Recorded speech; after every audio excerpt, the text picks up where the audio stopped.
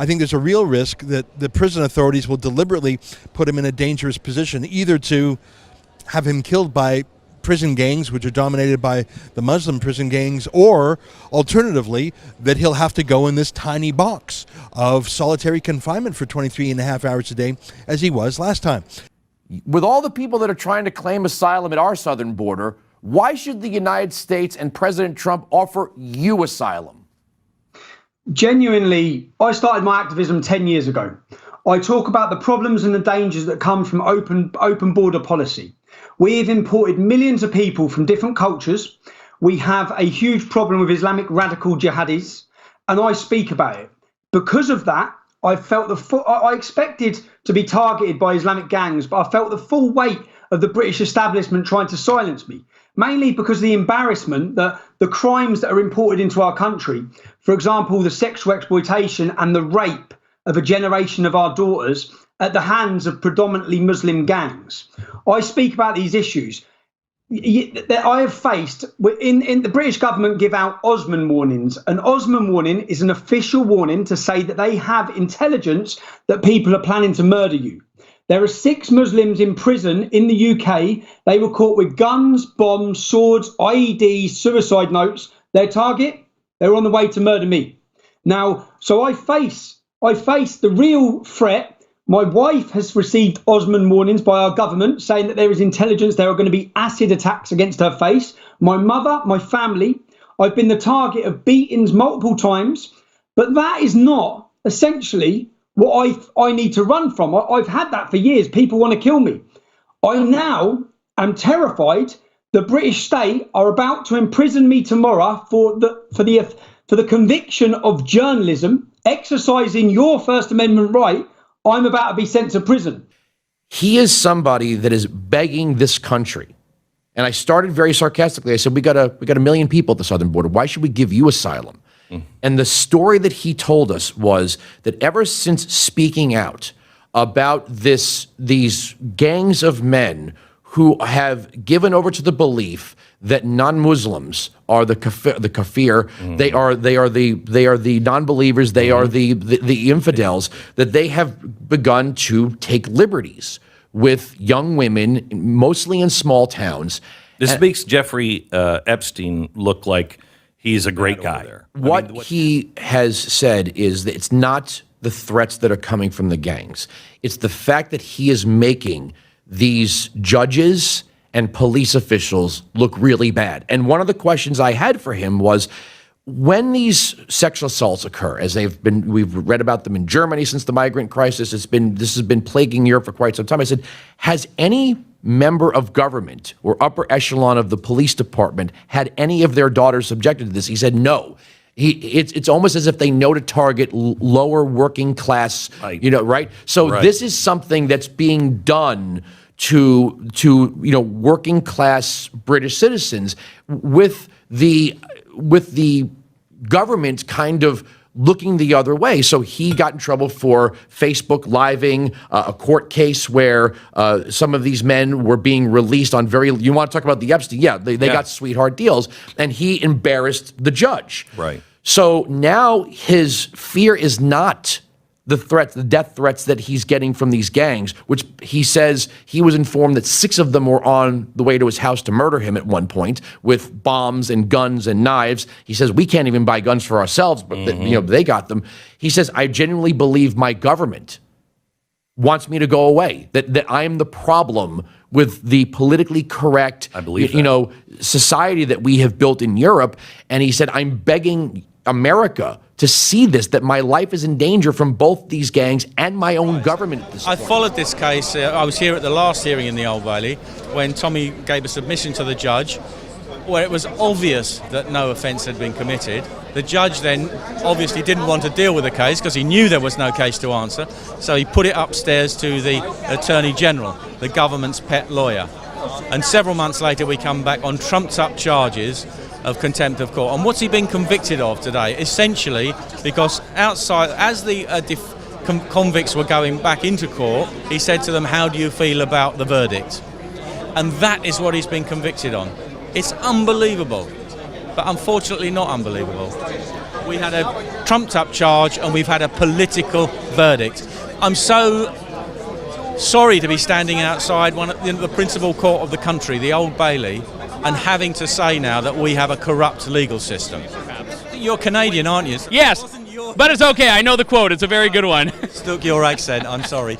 I don't know what's going to happen, because now you can be convicted for reading what Winston Churchill said about Islam in 1898, when he said, he wrote a foreword to a book that he'd written, and he said, Islam in a man is as dangerous as rabies in a dog. So if you quote that in public, you can be found guilty of hate speech, or some other trumped-up charge, I don't know. You are not allowed now to have freedom of opinion about things. I'm not talking about inciting hatred or inciting violence or whatever against individual people. I'm talking about the ability to address ideas and ideologies. You can now be convicted of crimes for doing that. We're living in a very, very dangerous place now in our country. And how do I think this verdict is going to affect free speech? Well, for one thing, all the lying smear merchants of the mainstream media won't now be able to go up to people going into court and saying, how do you feel about the verdict? Will they? So they can't do their job. Except, of course, they'll be exempt, because it doesn't apply to them. It only applies to people like Tommy Robinson and people like who the establishment and the media don't like. I think so. This is from Tommy Robinson to his supporters. And I'll look in the camera, because I think his supporters, not just you folks here who are remaining, but everywhere, will be interested. So Tommy said, I have been sentenced to 9 months in prison. That has been reduced because of the months I have already improperly served in solitary confinement. I will serve more than 2 more months of guaranteed solitary confinement. None of this was decided by a jury, because a jury would not convict me of journalism. A jury of British men and women would be outraged by the widespread rape of our girls, not by the person who is reporting on the widespread rape of our girls. And that is what I have been sent to prison for, not for inciting vigilantism and not for disrupting any trial. They weren't disrupted. I have been sent to prison for exposing a crisis in our country that the police and the judges and the media all know about, but all prefer not to talk about out of political correctness. But if the establishment thinks this will stop me, they are sorely mistaken. Unless I'm killed in prison, which may be their real goal, I will be back soon with a renewed commitment to telling the stories that the mainstream media won't tell and that the police and the courts will do nothing about. I see that in the United States, a politically corrected millionaire named Jeffrey Epstein has finally been charged with raping young girls. No one ever thought he would be charged because he's so politically powerful, but he was. That's a justice system that works. If he were in the UK, the journalists who exposed him would be the ones going to jail. That's what happens in a country without freedom of the press. Thank you for your support, and don't forget about me in prison. I promise I will be back, and I promise we won't rest until the rape of our children is stopped. Now, the solution is to throw him in jail. I get the feeling, though, he'll be out in 2 months bigger than ever, because he's becoming a bit of a free speech martyr, and frankly, a bit of an embarrassment to the United Kingdom that is treating their political dissidents, well, a little bit too much like how Vladimir Putin or Nicolas Maduro in Venezuela treats theirs. And the reality is that our government wish to hide all of these crimes. Just so you understand some of the statistics, and your viewers do. In the UK, convictions for street gang grooming, they call it grooming, that means the torture, prostitution and rape of young children. 90% of convictions are Muslim men. Muslims only make up 5% of our country, yet they are responsible for 90% of the convictions. Now, what we currently see, these court cases, this offence and these gangs were hidden. 10 years ago, I lifted the lid, I come out in the public, and we started screaming from the rooftops, protect our daughters, protect our sisters, protect our children. And because of that, the embarrassment that causes, and only now after a government report, the government done a report in 2012, and in that report, it revealed all of these horrors. It revealed that in one small town called Rotherham, there were 1,400 child victims. In that small town, 20% of the Muslim men are under investigation for this crime.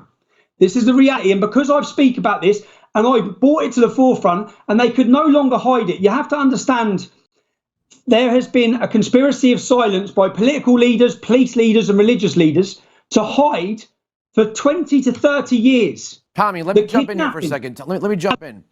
Have any members of the political elite or the upper echelon of the police forces had any of their daughters subject to this, or is this just the common British citizen?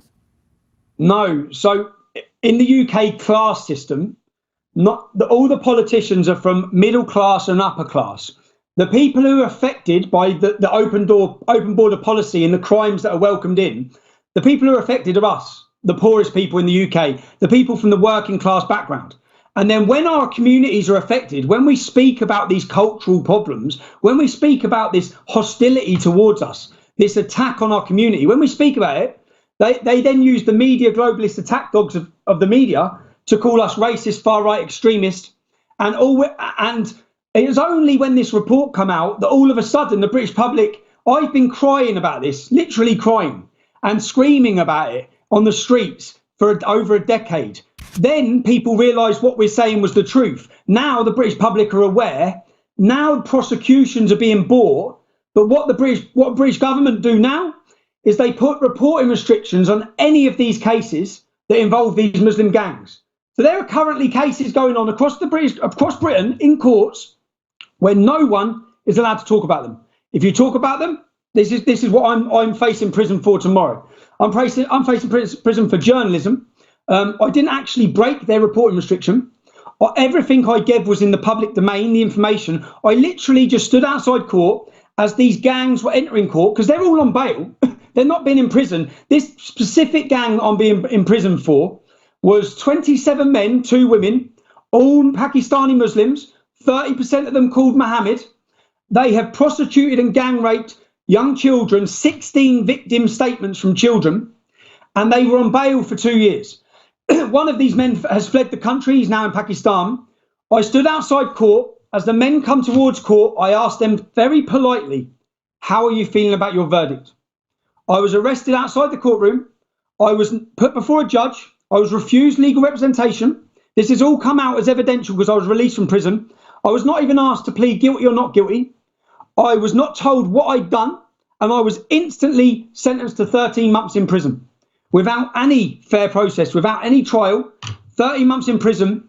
Because of that, I know your media company, and I'm grateful to every single one of you that played a part in highlighting the fact that I'd been kidnapped off the streets of the UK.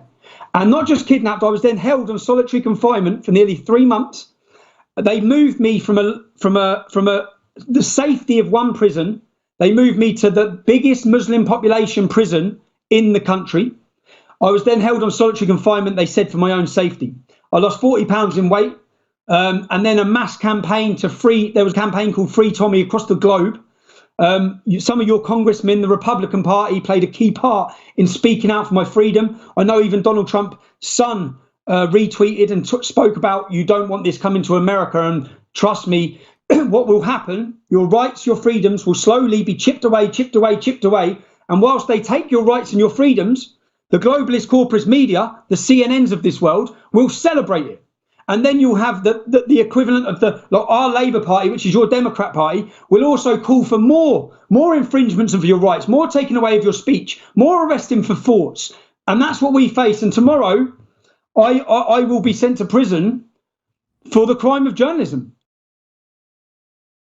Am I the reason you get stoned every week now? Build up integrity, got you texting, emailing me, wanting me to feel with you. Baby, just face reality, move on. Sometimes it's hard to face reality.